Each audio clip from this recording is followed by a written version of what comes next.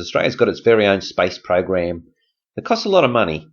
Yet we don't have any launch facilities. We haven't sent up any satellites, but they said it was going to be jobs. So really, effectively, what's happened is Australians' taxpayers' dollars are now funneled to the global space bullshit. Now let's just watch this. And it's just bullshit. Satellites are real, but this space station, there's something up there, but whether people are up there, I don't know. What I do know is they did not go to the moon. Anyone who thinks they did is an absolute fool.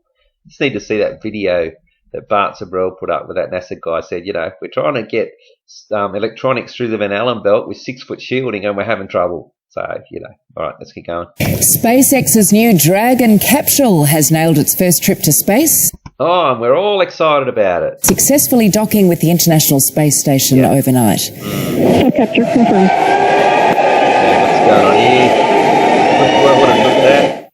Jeez. Plenty of jubilation there. Now, what are we looking at here? Okay, is this the actual, the capsule? Is this it? It's gone up in the rocket and now it's just floating through space and can somehow hit something. How fast is it going? A couple of thousand miles an hour or something that's going around the Earth? This thing can, match its speed and light it up and apparently just dock with this thing. Oh, okay. Well, where's the sun? Where's the Earth? Where's the stars? Well, it's completely black. What are we actually looking at here? US Bureau Chief Robert Penfold joined. Oh, it's got a light on it. What's this meant to represent? This is quite a strange SpaceX in orbit. Joins us live with the very latest. Rob, good morning. This is a massive accomplishment. But yeah, massive and serious. And, we've just been shown all this evidence that it's real. There are still some challenges ahead. Yeah, good morning, George. It is a real breakthrough, great excitement there, and means once again, America, is well and truly back in the space race now. They're back in the space race. Had people on the moon. Oh, that's right. According to that astronaut, what's his name, Don Pettit, they lost all that technology. That's what you do. You don't worry about, saving it on the discs or tapes or even just in, paper files. We just lost it. The main reason for this flight is to see how an astronaut would fare in this newly designed capsule. Okay, so see how an astronaut would fare. Okay, so when it arrived at the space station this morning, there was cheers and great excitement there, and inside was a very lifelike human dummy. Okay, so there's the dummy, a lifelike human dummy. So no astronauts have gone up in this capsule. So what we saw floating through space before, it was just a dummy in there. So they're just testing this capsule. Wired up to see what effect the space trip had on a would-be astronaut, because... But they're flying dummies up to the space station, and apparently, it's like a bit of a transit lounge up there, isn't it? They're going up there and coming back all the time. What, just now they're seeing how the effects of a capsule on a dummy? Like, they went to the moon 50 years ago. Surely they know how to get someone just up into space.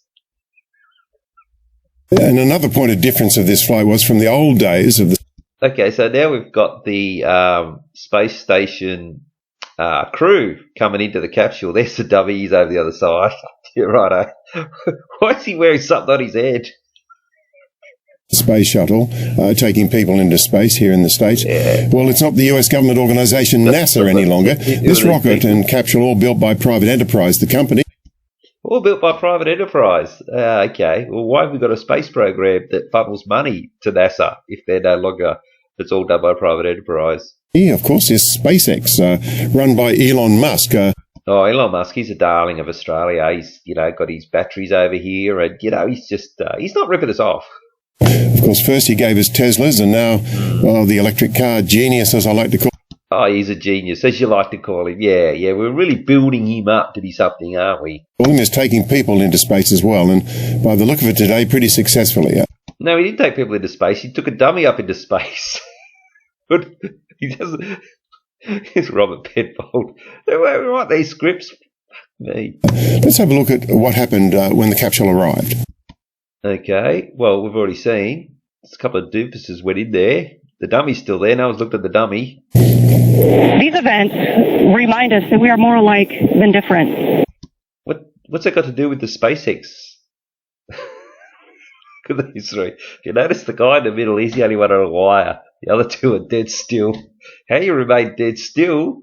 You know, when your muscle twitch and you move and, you know, anyway, let's watch. That we can be united by a cause that is not based on fear, threat, or common enemy.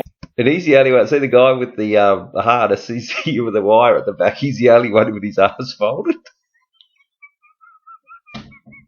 But rather on a bold endeavor. Yeah. An insatiable curiosity to go beyond what is known. To go beyond insatiable curiosity.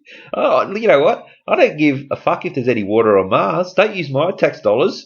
Yeah, I don't want to go into debt default just to find out that whether or not, if there is no water, or there is water. It has no effect on me at all.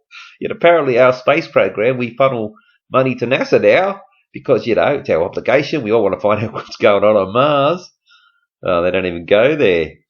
All right. There's been there's absolutely no way there's been photos sent back from Mars. It's just absolute, this whole space thing. It's just total. I used to believe it. I thought it was real. But a few people, you watch Bart Sabrell and a few others, and you just know it's garbage. And the guy's still in the middle. He's arms folded. He's the only one going up and down. And to do what has never been done.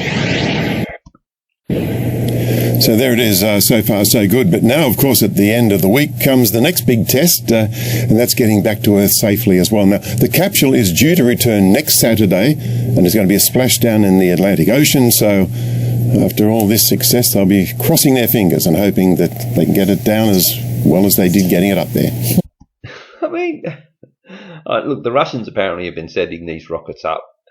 And look where they are or they're not. You know, they're all in on it. This international space hoax. You know, everyone wins. That's why they don't dob each other in. People say, oh, why don't the Russians ever call America out for not going to the moon because they can't go? Well, they're making just as much money out of the general populace as the American space agencies are. It's just one big money-making scam. Georgie? Yeah, it is fascinating progress, that is for sure, Rob. Thank you. So here we are in 2019. After supposedly putting, how many was there? 5 moon missions with cars driving around and dust flying everywhere and bringing back moon rocks, which were proven to be petrified wood. But anyway, according to these guys, we're just making progress by putting a dummy up, you know? Look, I watch those international space stations. I've got 2 theories on it. Either what goes on up there is so boring that they need to embellish it with these idiots. You know, you've seen heaps of them with the water and playing with water, even though there's electronics everywhere. Or there's no one up there. But there is definitely an object up there because Duran from Duranism, he's actually filmed it going, you know, against the moon, backdrop of the moon, and it is up there. There is something up there, but there are satellites up there. But whether there's any people up there, you know, I have serious doubts. All right, that's it for this one.